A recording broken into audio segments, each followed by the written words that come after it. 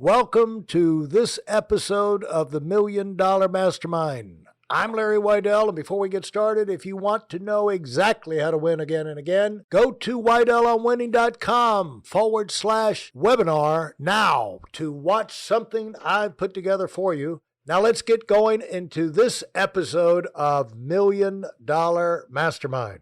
I'm here talking with Jackson Hedden. Jackson, it's fun to hear you talk about your experience of how you got started with your company and how fast, once you got the basics in place, how quick it took off to where it not only took off fast, but getting in the Inc. 5000, number 251 in a couple of years from startup. That's like people don't do that. Or companies don't do that. So not only have you had success of the 100th percentile of people that launch out to become designers, but your company has done the same thing. And you think it's that knowledge, that base you had, but it's not only the base of knowledge, you probably have base of contacts and all kind of insider tracking to tap into when you got overwhelmed on the way up. How did that? How have you tracked your way through that? So I guess let me just be super clear. Like all the clients that I worked for at my previous companies and jobs, we all had contracts basically saying we could never entertain any kind of discussion with them. So I had to start completely from scratch when I opened up my own company and acquired new clients in an industry that doesn't acquire new clients. So I had to, from the ground, that's why I'm in Inc. 500, is because I redid the game of acquiring clients as an industrial design firm. Most industrial design firms, it's, oh, I had this guy design my product. They do great work. Go work with him. How do you get someone new? And how do you get them to trust you and to spend the amount of money that they're about to spend on getting a product to market? That's super hard. That's really hard. And so it was about building that interaction, that funnel that led a client to us. And when they got to us, the experience was so overwhelmingly positive. There was no way they were going to sign on with IDEO or Smart Design and not us. See, the thing is like those companies, you have a meeting with them and it feels heartless and soulless. You have a meeting with us, we're going to know everything about your company because we're going to do research prior. We're going to know everything about you as an individual because we want to know you. Because what makes our products so damn good is knowing not just you and your position in the company, but the entire company, the brand, and everyone else we're involved with. Because what we're doing is we're designing the most cherishable gift ever. One that you will love and everyone you sell it to will love as well.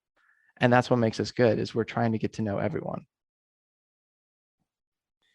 And so if I were to summarize what you just said, one of the things you did was when you got that first meeting, you put lots of personal individualized research into the meeting, and then you made it more like meeting a new friend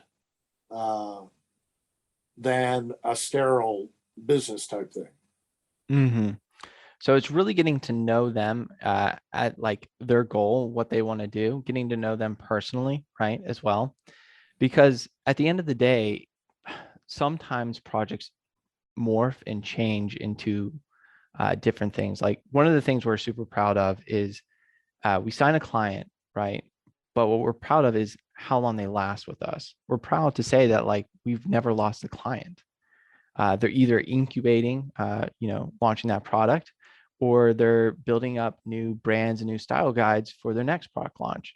Like we have a majority of our business is top of funnel, but we're developing this mid funnel and this lower funnel to just start acquiring not just new projects within inside that company, but sister companies and other companies that they're familiar with, because the experience is so positive, they can't help but become a what's called in the user persona world, a hero for that service. So they go out and they talk about that service. If you make someone super fall in love with your service, they go around proclaiming how great this service is. You saw it with like exactly Apple fanboys and Samsung fanboys. They love their phones so much they will die to the death for defending their GUI, their UI, their UX, all the little intricacies of their cell phone. They will go to war with Apple fanboys because they believe that hero mentality, that's so great. And that's what we try to create with every client that comes in, that hero mentality. We treat our business as a product, as it should be, right? We design products 24/7. Our business should be one as well. Now, where did you, I mean, elaborate on the top of funnel, mid funnel, and bottom of the funnel? Absolutely. So top of funnel is like people who've never heard of Make us. sure. Okay. And mid funnel is like they've worked kind of beside these top of the funnel people, or they've heard of us through like campaigns, marketing, or something like that. And we acquire them that way. It's kind of like warm stuff, like they know of us, they've seen us maybe, and then we're kind of like touching them, talking with them, and kind of having like these interaction points. Lower funnel is like Yeah. they deeply intently know us. It's like a sister company, or it's like we have a lot of serial entrepreneurs that come to us. So a lot of entrepreneurs who've been doing this for years and years and years, and they have multiple companies. And so they're like, I need you to do this company, I need you to do this company, and I need you to do this other company. Because about design is about like morphing as well. You have to fit into their box. They don't fit to you, you fit to them.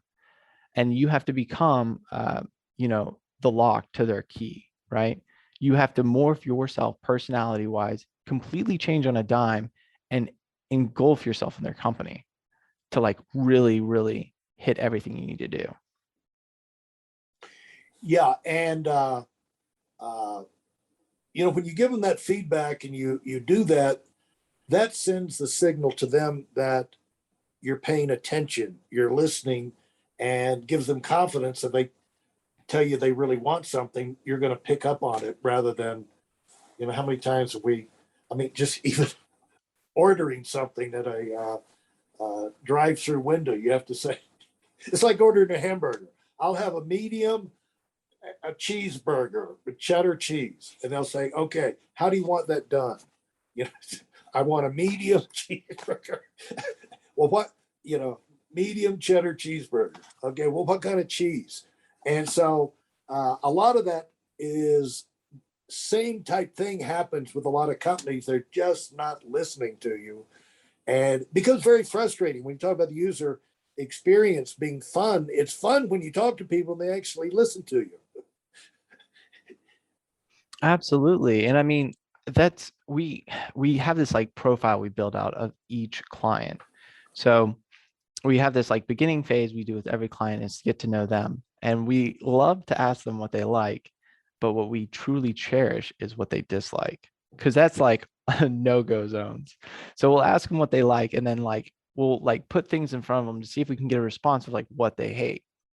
And if they're like flipping out and like yelling, we've done a good job, because now we know what we don't need to even talk about or touch ever again. So it's like it's a meeting filled with like love and hate. And it's a great meeting because then the second meeting, it's all filled with love. It's all filled with concepts that they truly adore and love. And in that second meeting, we've had clients like scream at the top of their lungs in excitement. We've had people break their monitors and flip their cameras upside down because they're so ecstatic about the concepts we present. And it's just getting to know them. So many people don't take the time, especially in the firm industry, to really get to know their clients. And that's what we do here. We get to know them in such a deep level that we have a level of excitement that is really unheard of in a corporate setting. Well, when you're talking about what they love and what they hate, it's easy to get them emotional. One of the things in sales, you're going to make a sale, you got to get people emotional about things. You got to take it beyond the list of features and facts, that you can do. And how did you get that? When you say top of funnel, mid funnel, or whatever, in normal prospecting and sales, it's basically cold market, warm market. and people you don't know, people you're maybe through a friend, and then people who you're direct friends. Uh, and so, how do you go? The hardest thing and the lowest percentage is cold market. People have never heard of you, and when you're starting a new company, it's most people, because you haven't been out there to be heard. So how did you go about, and how much effort was it? A lot of prospecting, because you said somehow, one of the principles I have in my book on winning, once you decide what you're going to do and you launch out, you don't just do it, you overdo it. You start with a bang, you explode onto the scene. And obviously you had a way that you figured out how to explode onto the scene, and attract some interest where you could get those first appointments. So how did you do that? Hey, listen, there's a lot of information online, but there aren't a lot of people who've actually done something. In my case, I've actually built a successful business that's accrued over $5 billion in assets under management and has done well even during trying times. Now, if you want to know exactly how I've done this, go to whitelmwinning.com/webinar now. I've compressed a decade of learning into 5 short weeks just for those of you who want to give yourself an incredible advantage and are tired of waiting and watching others move up. I could not agree more with how you said it. It's a bang. It is an explosion, right? So I kind of picked up on a bunch of different industries because business is business everywhere. Like the business we do here at the firm is the same business someone does at a restaurant. A waiter or a waitress is, if they repeat your order, they're more likely to get a bigger tip, right? It's like a saying and a phrase. Yeah. We do the same thing here. Repeat the exact design that they want, repeat the exact stuff that they want, because they know that you're paying attention, right? So we're taking little tidbits here and there. And we basically, in the beginning, we made this whole sheet on how to acquire a customer, how to acquire a new customer, make them fall in love with you and want to purchase something from you. Because this isn't a normal purchase. They're buying homes and cars with us at a degree where they have to pay up front and they don't receive this home or car for months. So it's like completely different. You have to be the best salesperson in the entire world to get someone to spend that type of money in such a short period of time of knowing you, and then spend it all on your skill level. So it was really how do we make them fall in love with us? How do we hit all the personality stuff to where they're accepting that? Because I haven't talked about skill, and we have great skill here. We are the best designers that you can buy right now, like hands down. But to get someone to fall in love with you and to use that skill level is what you have to do. It's basically how you design products. So the way to design a product, a really good product, it has to be beautiful, because you don't touch a product before you buy it now.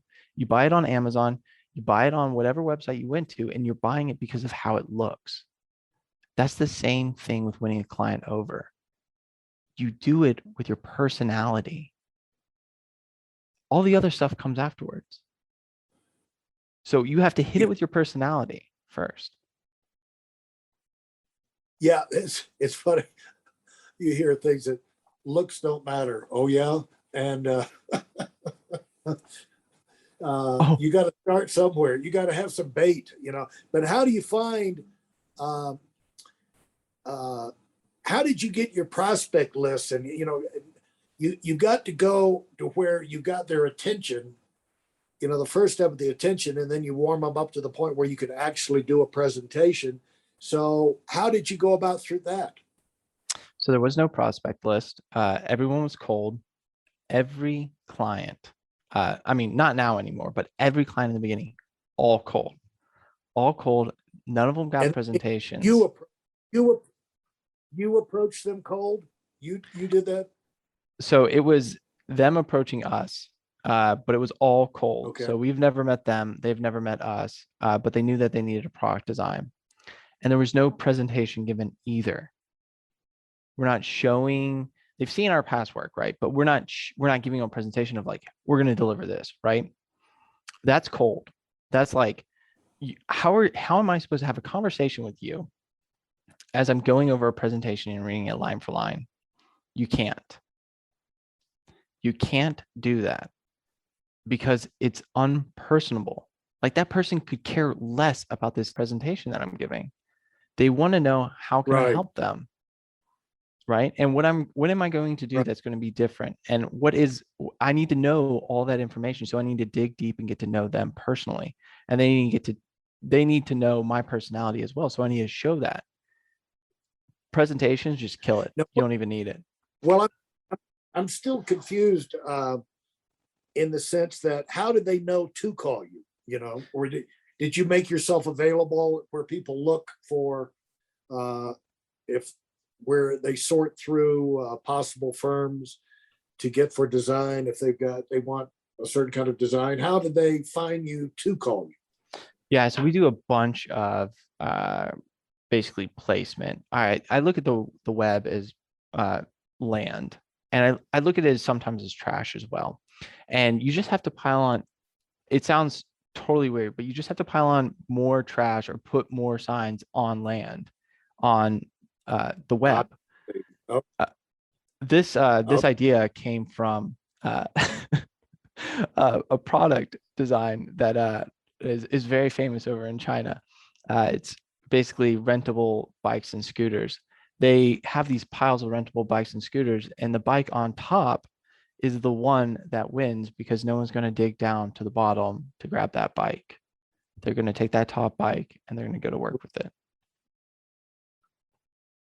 uh, so you used ads on the internet. Not just You had ads, not just yeah. ads. So like ads, but placement as well. Like, you want to be where people, where it validates you, right? So like even the Inc. Right, 500, that's validation. Every award right. we apply for, because that's validation that shows who we are as a company. Everything builds on top of one another, and it's more signs and more trash to throw on the pile. Who received when you started? You were receiving the phone calls, I guess, and you were handling it from the front line. Uh, like your first clients, your first significant clients. How did it talk through that process? So, I mean, it's all how you build yourself, right? You can build yourself to look corporate, or you can build yourself to look like a startup, right? I'm Yeah, sure you've acquired it where like there's multiple emails in a company, but there's only like 3 people there. You can build it like that, or you can build it like a startup. right. We tried a little bit of both, right? So sometimes I was answering emails from multiple email accounts, and then it just makes the company feel larger than life. Other times it was very personal. It was just me talking back and forth with them, and it became this really personal relationship.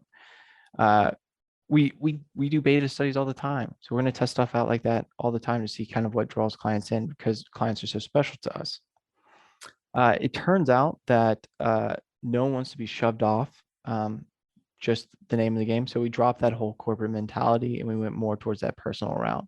So all emails are answered by uh, by someone here that works here, but not that just works here, but that is part of the project.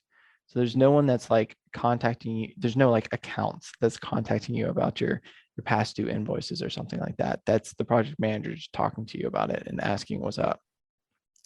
There's no one here that's talking to you from like the ad department wanting to acquire more business in that side. It's your designer talking to you about, hey, I think we should market this way, or hey, I think we should do some graphic design here, or some website design. I've brought in a fellow designer. He specializes in the website. We're going to kind of run you through what we're thinking. So it's about kind of building that connection and never letting go. So many companies are so willing to throw you to Jim Joe over there and change people around left and right. Yeah. What did it's kind of like when you go to the doctor, you want to see the doctor, you don't want to see the physician's assistant. I came in to see you know, I never more pissed when I get an appointment to go in to see such and such doctor, and you've rearranged your schedule because that's when he had the time and the appointment. And then you go in there, and then all of a sudden, you wait, and then you go in and you say, Dr. So-and-so will be with you in a minute. Like, wait a minute, that wasn't the one I came to see. And even if it's another doctor, you want to see the same one. You don't want to be shuttled around. And that just goes to say the things, if you don't like something in business, in other businesses being treated a certain way, probably the people you're going to be dealing with as customers in your own business have the same reaction. So it's a lot about treating people the way you want to be treated. And you notice things, you were paying attention as you were working for free. And what gave you the idea? What were some of the experience or some of the things you noticed that you said, when I start my company, we're going to do things different, and that's going to give us an edge? And you probably started to get excited about the kind of company you could build and the kind of success you could have even before you started it, because you were seeing things, you were learning things. Mm-hmm. So I think I would just to say I would 100% agree. It's all about learning those pain points, those negative interactions, and changing it. That's what makes you successful. It's what every great company's done that before. I 100% agree. The biggest pain points Now, that I witnessed from these companies was no interaction from top level management or CEO to the actual client. There was no bells and whistles being blown. There was no like, this is what we're doing. This is why it's effing awesome, right? It was like, you can email them right. their stuff. We're not going to explain it to them? What? You're Right. kidding. We're not going to get their first reactions. Like, personally, I want to see their reaction. I want to see them fall into tears because they love it so much. Like, that's my goal. Like, my goal is to have like clients hate me at the end of the day because there's too many good decisions on the table, and say that they have to do all of them and pay extra money. That's my goal. My goal is to get you to spend more money because you love everything than have you just be all right with everything. Absolutely valid and true. Like you said, businesses are going to be the same. Clients are going to be the same. If it's an individual or it's a multinational, a CEO of a multinational corporation, there's people behind all of these things, folks, and they want to be treated the right way. They want to be treated special. They want to be listened to. And Jackson has shown how far and how fast you can go when you do that right. If you enjoyed what you've heard and are dead serious about finding out for yourself exactly how this works in the real world, I've taken the most valuable business lessons I've learned over 40 years and put them into something for you to watch. Go to whiteelementary.com/webinar now in order to move up as fast as possible. I'm Larry Weidel, and I run the $1 Million Mastermind. Go, go, go.